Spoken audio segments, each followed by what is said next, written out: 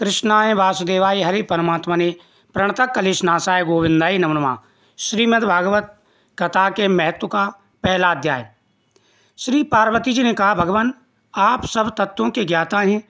आपकी कृपा से मुझे श्री विष्णु संबंधित नाना प्रकार के धर्म सुनने को मिले जो समस्त लोक का उद्धार करने वाले हैं। हे देवेश, अब मैं गीता का महत्व सुनना चाहती हूँ, जिसका श्रवण करने से श्री हरि में भक्ति बढ़ती है। श्री महादेव जी बोले, जिनका श्री विग्रह अलसी के फूलों की भांति श्याम वर्ण का है, पक्षीराज गरुड़ी जिनके बाण हैं, जो अपनी महिमा से कभी च्युत नहीं होते तथा शेषनाग की सैया पर शयन करते हैं, उन भगवान महाविष्णु की हम उपासना करते हैं। एक समय की बात है, मूढ़ दैत्य के नाशक भगवान विष्णु शेषनाग के रमणीय आसन पर सुखपूर्वक विराजमान थे। उस समय समस्त लोगों को आनंद देने वाली भगवती लक्ष्मी ने आनंद पूर्वक आदर से भगवान कृष्ण से भगवान विष्णु से प्रश्न किया। लक्ष्मी जी ने पूछा, भगवान आप संपूर्ण जगत का पालन करते हुए अपने ऐश्वर्य के प्रति उदासीन से होकर जो इस क्षीर सागर में नींद ले रहे हैं, इसका क्या कारण है? श्री भगवान विष्णु बोले, हे सुमुखी, मैं नींद नहीं लेता हूँ, अपितु तत्व का अनुसरण करने वाली अंतदृष्टि के द्वारा अपने ही महेश्वर तेज का साक्षात्कार कर रहा हूँ।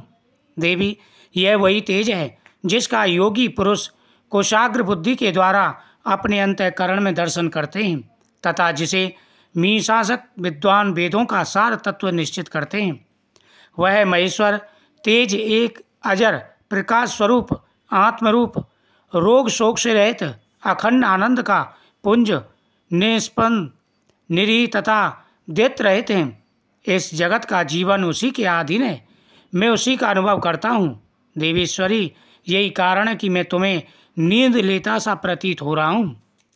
लक्ष्मी जी ने कहा कि हे हृषिकेश, आप ही योगी पुरुषों के ध्येय हैं।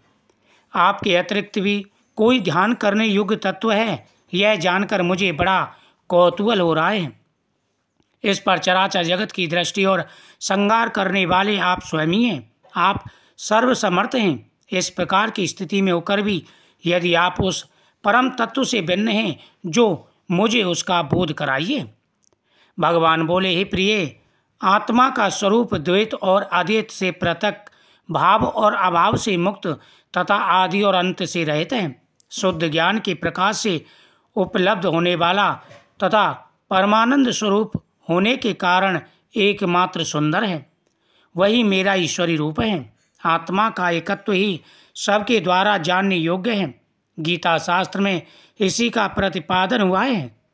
अब मैं तेजस्वी भगवान विष्णु के ये वचन सुनकर लक्ष्मी देवी ने शंका उपस्थित करते हुए कहा, भगवान, यदि आपका स्वरूप स्वयं परमानंदमय है और मन वाणी भी की पहुँच के बाहर है, तो गीता कैसे उसका बोध कराती है? मेरे इस संदेह का आप निवारण कीजिए। भगवान बोले, सुंदरी सुनो, मैं गीता में अपनी स्थिति का वर्णन करता हूँ। क्रमशः 5 अध्यायों को तुम 5 मुख जानो, 10 अध्यायों को 10 भुजाएं समझो, एवं 1 अध्याय को उदर और 2 अध्यायों को दोनों चरण कमल जानो। इस प्रकार ये 18 अध्यायों की वामन में ईश्वरी मूर्ति ही समझनी चाहिए। यह ज्ञान मात्र से ही महान पापों का नाश करने वाली है। जो उत्तम बुद्धि वाला पुरुष गीता के एक या आधे श्लोक का अथवा एक आधे या चौथा श्लोक का भी प्रतिदिन अभ्यास करता है, वह सुशर्मा के समान मुक्त हो जाता है। लक्ष्मी जी ने पूछा, देव, सुशर्मा कौन था? किस जाति का और किस कारण से उसकी मुक्ति हुई? भगवान बोले, प्रिय, सुशर्मा बड़ी मोटी बुद्धि का मनुष्य था। पापियों का तो वह शिरोमणि था।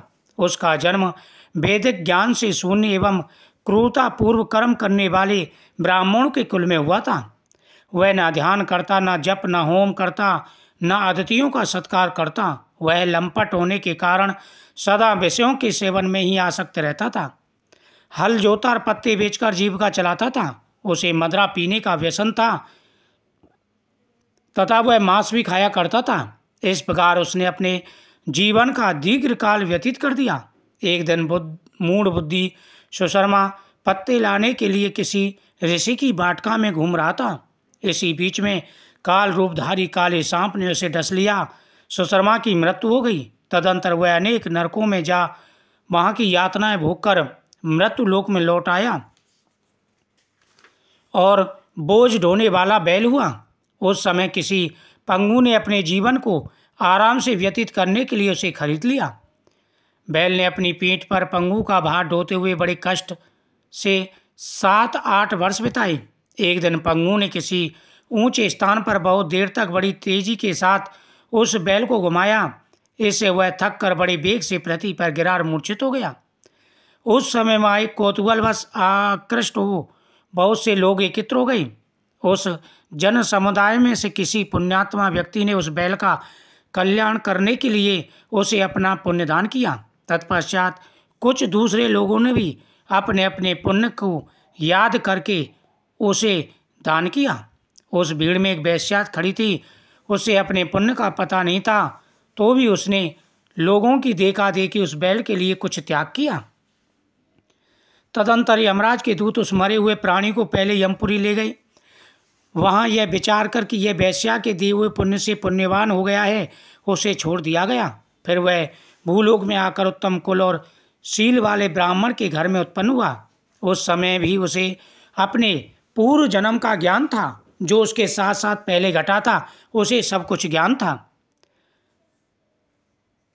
बहुत दिनों के बाद अपने अज्ञान को दूर करने वाले कल्याण तत्व का जिज्ञासु होकर वह उस वेश्या के पास गया और उसके दान की बात बताते हुए उससे पूछा, तुमने कौन सा पुण्य दान किया था? वेश्या ने उत्तर दिया, वह पिंजरे में बैठा हुआ तोता प्रतिदिन कुछ पढ़ता है, उससे मेरा अंतःकरण पवित्र हो गया है, उसी का पुण्य मैंने तुम्हारे लिए दान किया है। इसके बाद उन दोनों ने तोते से पूछा। तब उस तोते ने अपने पूर्व जन्म का स्मरण करके प्राचीन इतिहास कहना प्रारंभ किया। शुक बोला, पूर्व जन्म में विद्वान होकर भी विद्वता के अवमान से मोहित रहता था। मेरा राग देश बढ़ता गया। मैं गुणवान विद्वानों के प्रति ईर्षा भाव रखने लगा। फिर समय अनुसार मेरी मृत्यु हो गई और मैं अनेक गणित लोकों में भटकता फिरा। उसके बाद इस लोक में आया। सदगुरु की अत्यंत निंदा करने के कारण तोते के कुल में मेरा जन्म हुआ। पापी होने के कारण छोटी अवस्था में ही मेरा माता पिता से वियोग हो गया। एक दिन मैं ग्रीष्म ऋतु में तपे हुए मार्ग पर पड़ा था। वहाँ से कुछ श्रेष्ठ मुनि मुझे उठा लाए और महात्माओं के आश्रम के भीतर एक पिंजरे में उन्होंने मुझे डाल दिया। वहीं मुझे पढ़ाया गया। ऋषियों के बालक बड़े आदर के साथ गीता के प्रथम अध्याय की आवृत्ति किया करते थे।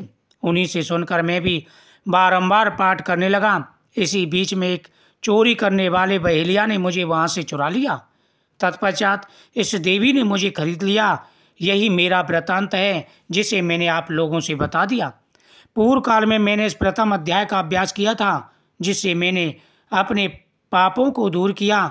फिर उसी से इस वैश्या का भी अंतःकरण शुद्ध हुआ और उसी के पुण्य से ये दुज्य श्रेष्ठ सुशर्मा भी पाप मुक्त हुआ है।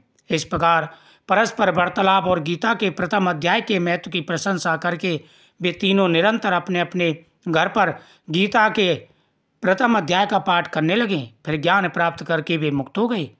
इसलिए जो गीता के प्रथम अध्याय को पढ़ता है, सुनता है तथा अभ्यास करता है, उसे इस भवसागर को पार करने में